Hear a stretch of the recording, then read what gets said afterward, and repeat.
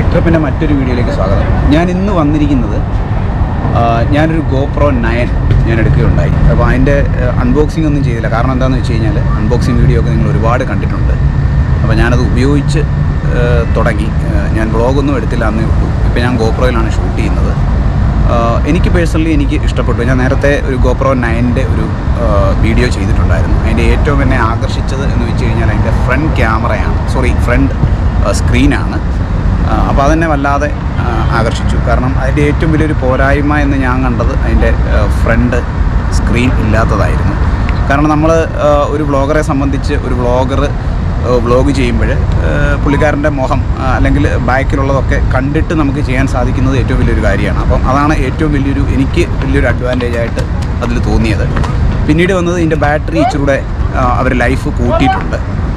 പിന്നീട് ഇതിൻ്റെ lens case നമുക്ക്, അതായത് ലെൻസിൻ്റെ കവർ നമുക്ക് എന്തെങ്കിലും ഒരു കാരണവശാൽ പൊട്ടിക്കഴിഞ്ഞാൽ നമുക്ക് മാറാൻ സാധിക്കും. കൂടുതൽ കാര്യങ്ങൾ ഇതിനകത്ത് വരികയുണ്ടായി. പിന്നീട് ഇത്രയൊക്കെയാണ് എനിക്ക് ഇഷ്ടപ്പെട്ടത്. അപ്പം എന്തായാലും ഞാനിത് മേടിച്ചു. എനിക്ക് നല്ല രീതിയിൽ ഇത് ചെയ്യാൻ പറ്റുന്നുണ്ട്. ഇപ്പം ഞാൻ നേരത്തെ പറഞ്ഞ പോലെ GoPro 9ലാണ് ഞാനിപ്പോൾ ഷൂട്ട് ചെയ്യുന്നത്. അപ്പോൾ നിങ്ങൾക്ക് ഊഹിക്കാം, നിങ്ങൾക്ക് ഇതിൻ്റെ ക്ലാരിറ്റിയൊക്കെ നിങ്ങൾ കണ്ടിട്ട് വിലയിരുത്തുക. ഓക്കെ,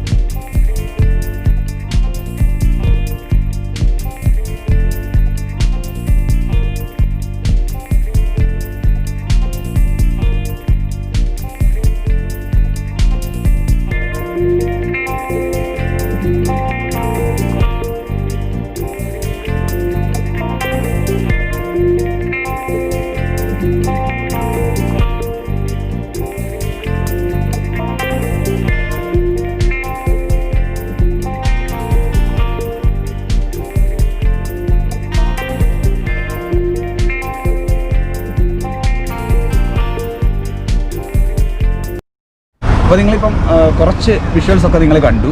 ഇതൊരു സന്ധ്യാസമയമാണ്. ഏകദേശം 6 മണിയോളമായി. അപ്പം GoPro 9ലെടുത്ത വിഷ്വൽസാണ്. ഈ GoPro 9ലെടുത്ത വിഷ്വൽസ് ഞാൻ നിങ്ങൾക്ക് മുന്നിൽ കാണിക്കാനായിട്ടാണ് ഞാനിന്ന് ഇറങ്ങിയത്. അപ്പോൾ വളരെ ചെറിയൊരു വീഡിയോ ആണ്. അപ്പോൾ തീർച്ചയായിട്ടും ഇനിയുള്ള വ്ളോഗ്സൊക്കെ ഈ GoPro 9ലാണ് എടുക്കുന്നത്. അപ്പോൾ തീർച്ചയായിട്ടും മറ്റൊരു വീഡിയോയുമായിട്ട് വീണ്ടും കാണാം. Take care. Bye bye.